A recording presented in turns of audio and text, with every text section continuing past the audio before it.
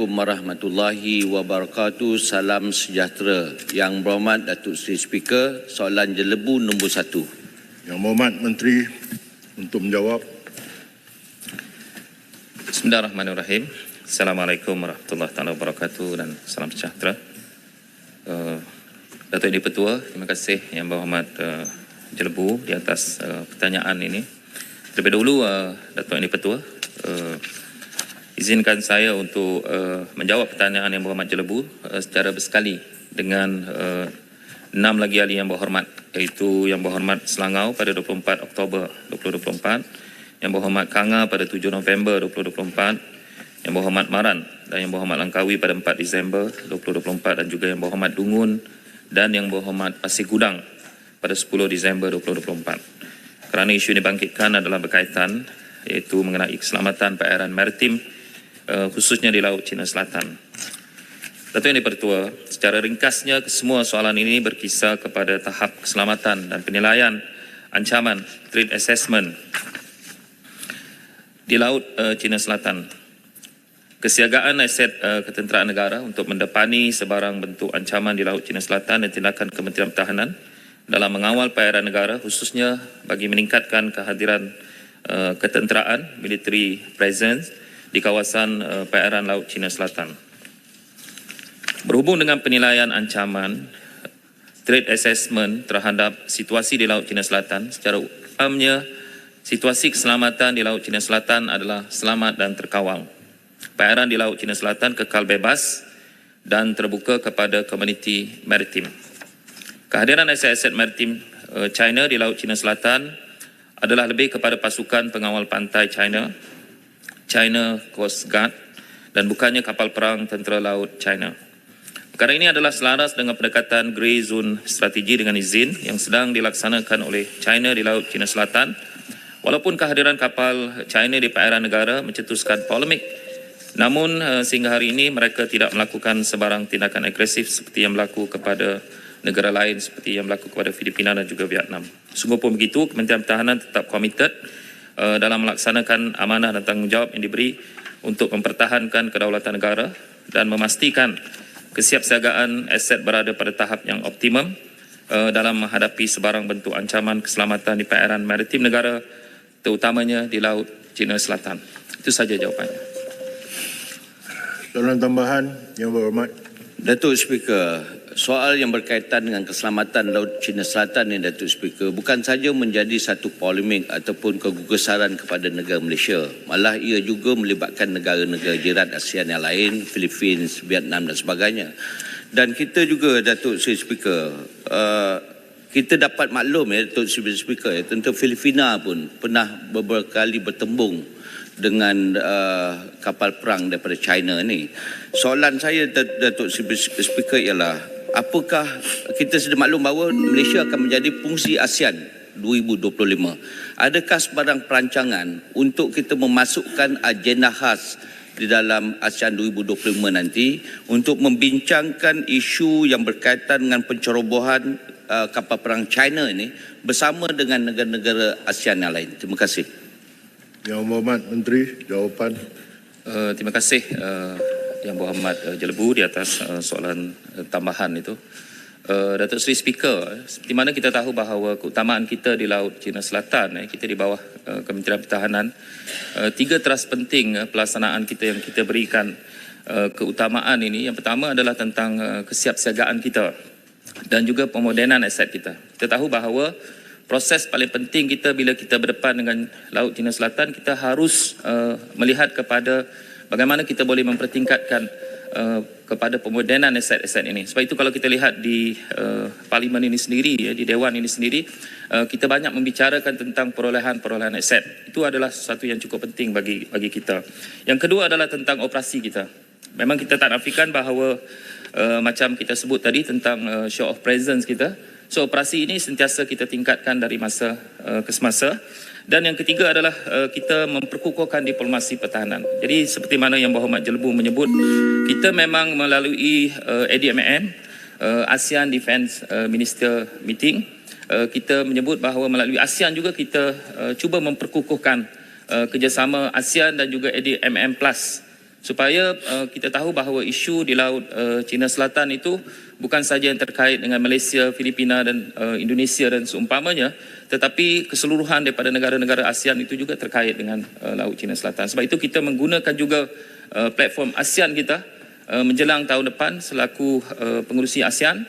Jadi kita akan memanfaatkan itu untuk menyelesaikan beberapa isu-isu yang berbangkit, termasuk seperti mana yang disebut juga oleh Yang Amat Berhormat Perdana Menteri tentang bagaimana kita memanfaatkan UNCLOS itu sendiri. Kerana kita tahu bahawa yang penting bagi kita di Laut Cina Selatan ini, Datuk Yang Dipertua, adalah proses bagaimana kita boleh meneruskan aktiviti ekonomi kita, selamat bagi nelayan-nelayan kita, dan dalam masa yang sama kita tahu bahawa perdagangan laut itu menjadi suatu kawasan yang selamat di Laut Cina Selatan bagi keseluruhan aktiviti ekonomi kita. Itu antara jawapannya.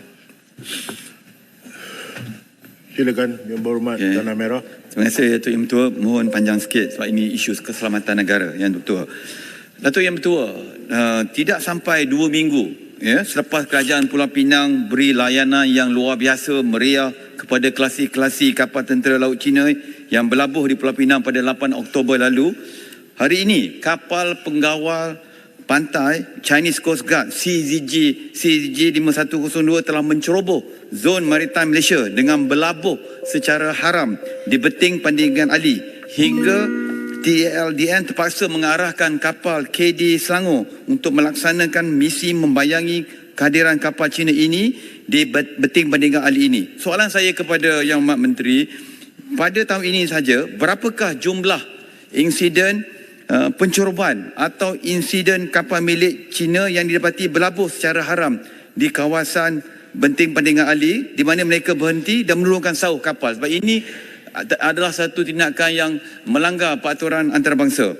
Serta berapakah jumlah nota bantahan diplomatik yang telah dikemukakan oleh TLDM kepada pihak Wisma Putra untuk dibangkitkan protes negara secara rasmi kepada negara China? Sebab itulah bagi saya layanan Kerajaan Pulau Pinang kepada klasi kapal tentera Laut Cina adalah tidak betul, tidak sensitif, tidak peka. Kita alukan semua negara termasuk negara China untuk buat port call. Dan ringkas sikit untuk buat port call, kerana bila mereka datang mereka shopping, berbelanja, tetapi negara lain tak ceroboh negara kita. Yang ceroboh negara kita adalah daripada negara China, yang mana tengok mereka dah illegal build. Ini bukan sesi perbahasan. Okeylah, akhirnya mereka selalu ceroboh sampai menteri pun kena menjawab soalan pagi ini. Terima kasih. Yang Berhormat Menteri. Terima kasih Yang Berhormat Tanah Merah di atas soalan tambahan yang dikemukakan.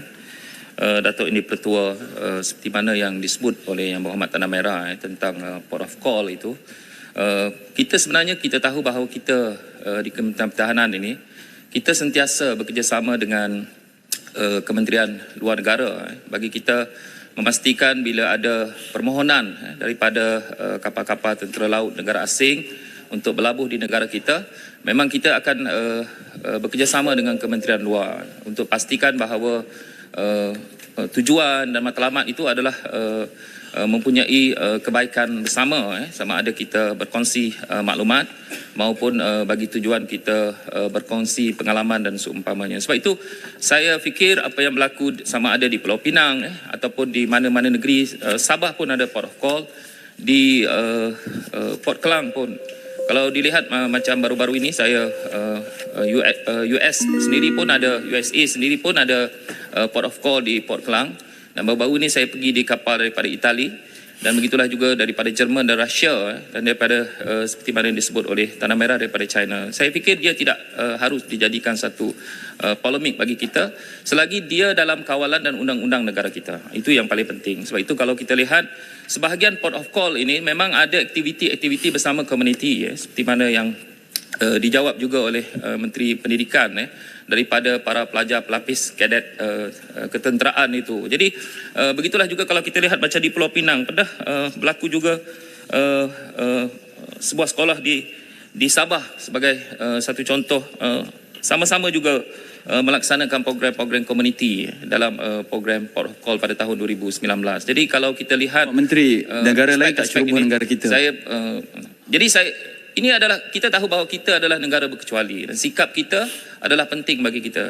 Dan yang kedua adalah bila dibangkitkan tentang bertingkat-tinggi ahli, kita semua tahu, di Dewan ini tahu bahawa itu adalah cabaran kepada kita. China Coast Guard ini, dan bagi Kementerian Pertahanan memang kita tak mahu dilihat sebagai kita satu pihak yang ofensif kepada Coast Guard ini, kerana kita tahu itu adalah di bawah tanggungjawab kita. Kita bekerjasama dengan APMM sendiri supaya maritim kita juga boleh berkomunikasi. Apa yang disebut tadi tentang bantahan-bantahan kita, kita sentiasa akan membuat bantahan-bantahan diplomasi kita kepada Wisma Putra, dan memang menjadi tanggungjawab kita di peringkat kementerian. Kita tahu bahawa tanggungjawab antara negara dengan negara, masing-masing kementerian mempunyai tanggungjawab tersendiri. Tapi apa yang nak saya sebutkan, Datuk, yang dipertua adalah kita Malaysia, perkara paling teras adalah kita mahu Laut Cina Selatan itu adalah laut yang selamat.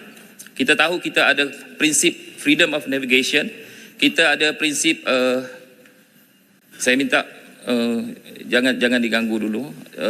Kita tahu kita ada prinsip-prinsip ini. Jadi saya harap bahawa keselamatan dan kedaulatan, keamanan kita di Laut Cina Selatan menjadi keutamaan kita. Sebab itu saya selalu menyebut bahawa Malaysia, antara prinsip yang kita gunakan adalah diplomasi pertahanan kita.